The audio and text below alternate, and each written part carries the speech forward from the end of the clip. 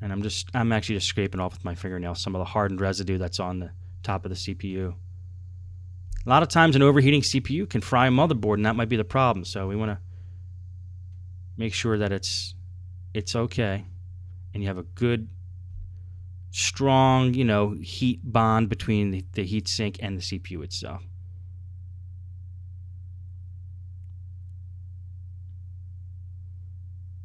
And I'm using a paper towel there just to clean off the big chunks, and then I'll hit it with that toothbrush and just get all the little pieces and the fine pieces out of the way. You don't want any of that stuff floating around on top of the motherboard until we get a nice clean connection on there. Hit it with some compressed air.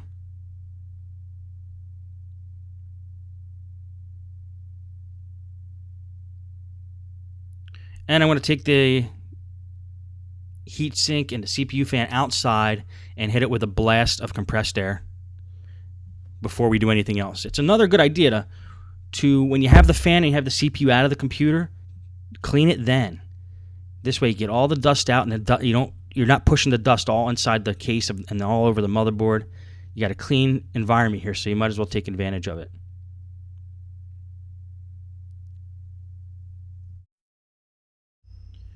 Now we're going to take some thermal grease and put a little dab of it on the processor. You don't want to put too much. I'm using Arctic Silver thermal grease. This is actually the ceramic version, but they make a silver version as well. I believe the silver is better quality, but this should be just fine.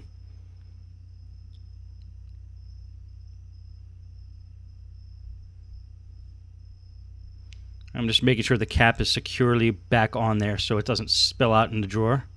And then I take a piece of Scotch tape, and this is the best way I've found to do this. A piece of Scotch tape, I put it over my finger long ways. And I kind of paint the processor with the grease on the Scotch tape, then throw the Scotch tape out. This way I don't get it all over my finger. Just to make it more of an even coat. I guess I got a little on my finger, but...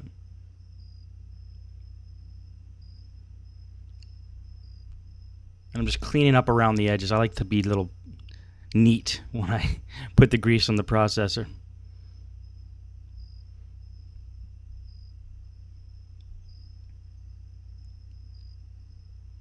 Now we're going to take the heatsink and fan and put it back on.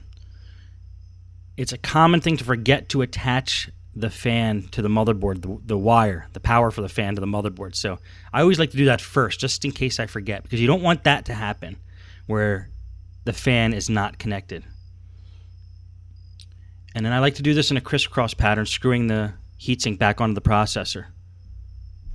Because I don't like to if you just take one side and screw it all the way down, I feel like it puts too much pressure, and you want a nice even pressure put on the processor. You don't want it to get messed up anyhow.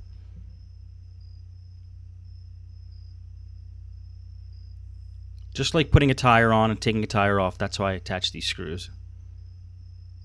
And I don't over tighten, just nice and snug.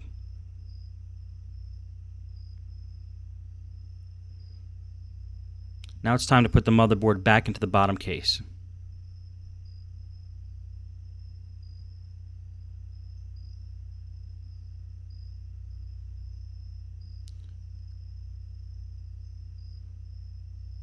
There's still a little dust there in the heatsink. So, like I said before, since you have the motherboard out and the fan out, the heatsink out, clean it up while you can. I'm just using a toothbrush to get in between the fins there. Especially if it's a smoker's computer, it gets real sticky in there, so you might have to use something like a toothbrush.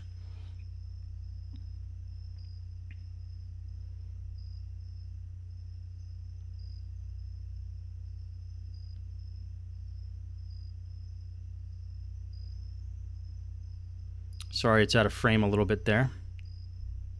I'm actually going to take the vacuum as well with the brush attachment like we used earlier and use that to get the rest of the stuff out of the heatsink. Just want to make a nice clean, way for the air to pass through.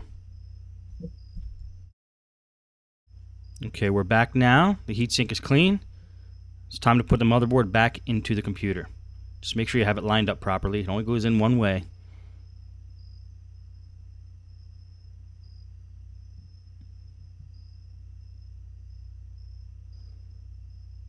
And I'm going to attach these cables first, which is the power. It actually goes to the circuit board where the power adapter plugs into.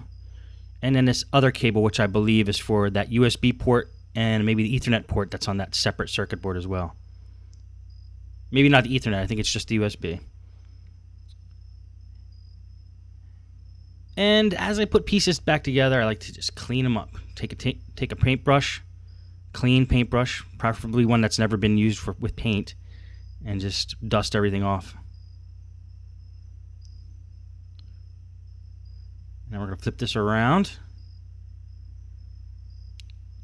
I'm probably going to put it in at an angle, which is usually how the motherboards kind of go in. They put them in at an angle and then lay them down flat once the angle is achieved.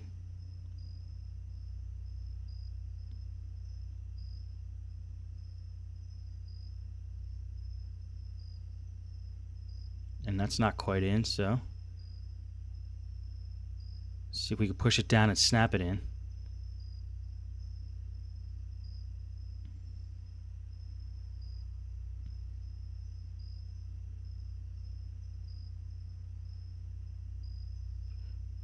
Okay, all the connectors look like they're in. Now we're just going to try to lay the other part flush.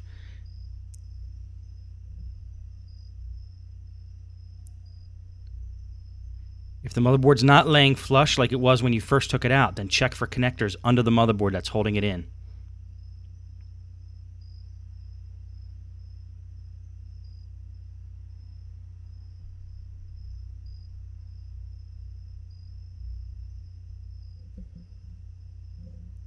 And there was a little cable stuck under there that was causing it not to lay flush.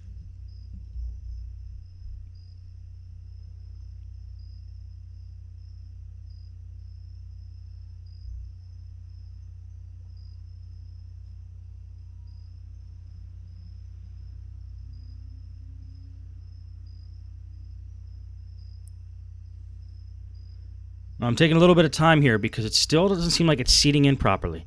And you don't want it to arch up at all because then you know something's wrong. And then when you screw everything back together, you could actually be damaging the motherboard.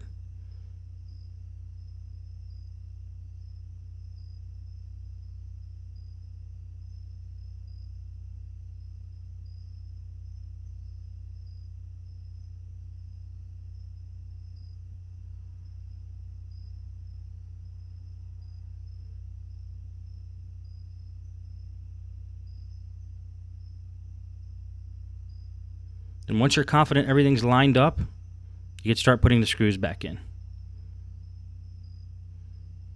Right now I'm looking at the connectors through the holes in the side, making sure they're in properly and completely lined up. It still seems like there's something under there causing a problem.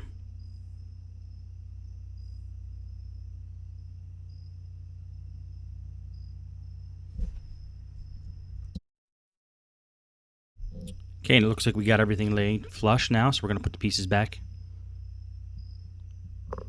Starting with the remote controller holder.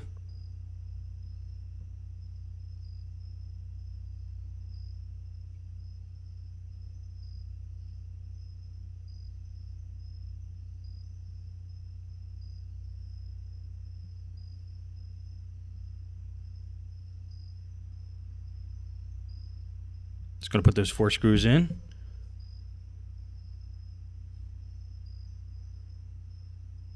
That actually holds in the motherboard too from that side, so that's why it's important to get that in after we get the motherboard back in.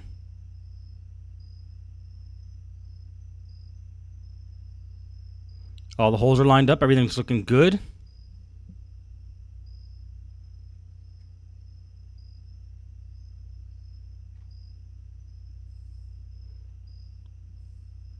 You want to make sure by my thumb there is the wireless, my left thumb, there's the wireless switch. You want to make sure that that switch is seated back in properly when you put the motherboard in. Otherwise, when you try to flip the wireless switch on while the computer's put back together, it might not be grabbing the switch. So that's something you want to make sure of. You don't want to have to take the computer all apart because of that reason.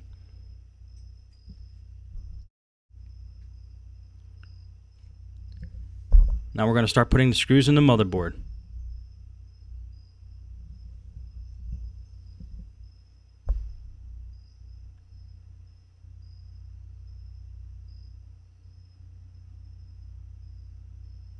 Looking for any other screws with a white arrow next to it. Those are usually the ones that you have to put back in.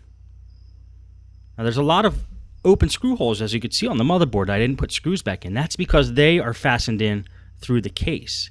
So anything that doesn't have a white arrow, usually on the motherboard, leave that screw hole open, because that's going to get screwed in later in the process of putting everything back together.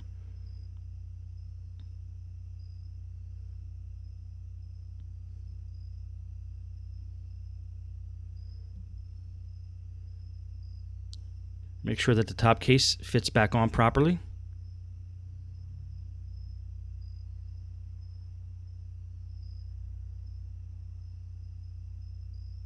And I had to take that one screw out because that screw actually screws through the top of the case into the motherboard. So just want to check. That's why I'm looking over everything, making sure all the holes are lining up.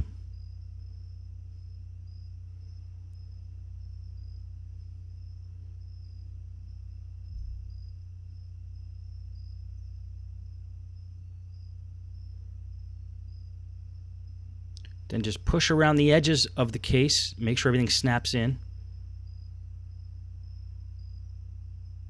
And then start putting screws back.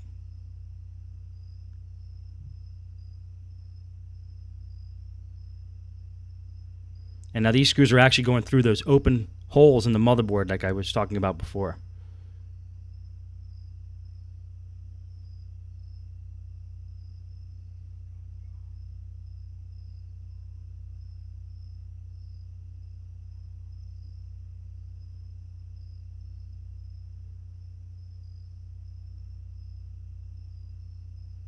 I'm going to start putting screws in the bottom.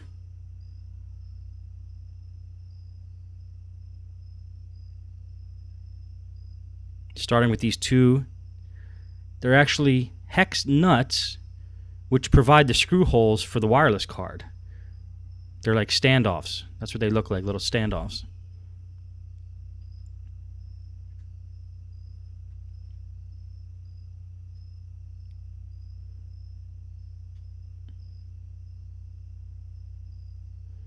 Just wanted to get that started. Sometimes I do that with a Phillips head screwdriver. And then I use the hex nut to put it back in. Now it's time to just put all the screws back in. Now I'm going to speed this up just to save you from some boredom.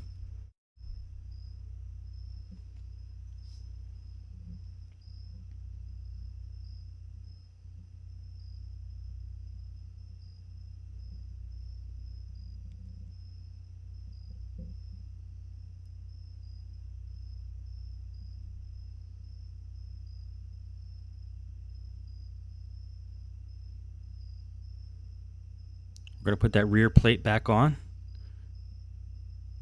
which there's only one screw holding that rear plate on, that little strip, right there on the right hand side. So it's going to find the right size screw.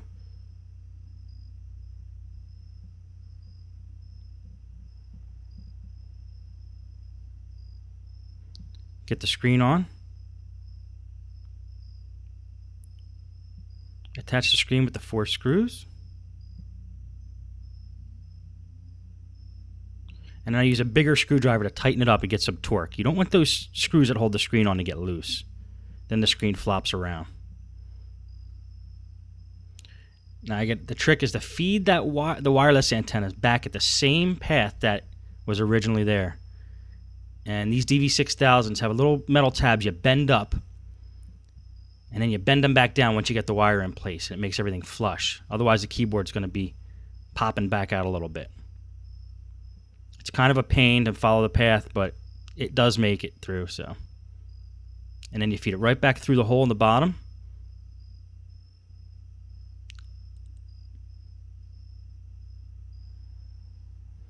And the power board here has these 2 ribbon cables you got to be very careful with.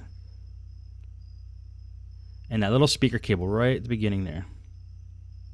We're going to feed these ribbon cables back into the connectors. Be very careful on the DV6000. When you reattach these ribbon cables, you don't want to bend them.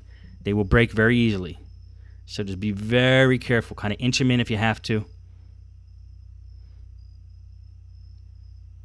Use whatever means you have to. Just be very gentle. It doesn't look like I'm being gentle as this is going fast, but trust me, I'm taking my time with it. And then again, these have metal tabs. You pull them up, and the ribbon cables sit under the metal tabs. And then make sure you put the metal tabs back down. Otherwise, again, the keyboard will not be flush when you put the keyboard back on. Keyboard snaps in. Now, there's no screws holding the keyboard in from the top. They're all coming through the bottom. So once you get the ribbon cable for the keyboard in, it's going to slide right in and sit flush. Right under that hinge cover plate. Flip it around. Screwing the keyboard in now. And screwing the plate in now.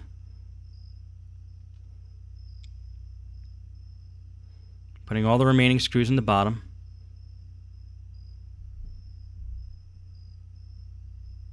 We're attaching the wireless antenna. Putting in the hard drive. Putting in the CD drive, usually held in by one screw. Putting the RAM back in. Putting that plate for the RAM back on. Make sure everything is flush. Put the battery back in. Plug in the power. Flip it on. Cross your fingers if you want to. Get happy when you see all the lights come on, and then look for your video to come up. And there it goes. That's normal for the DB6000, taking that long for the video. It's a little scary, though, when you attach a motherboard and you're waiting for that. Well, that's how you do a motherboard replacement on a HP DB6000.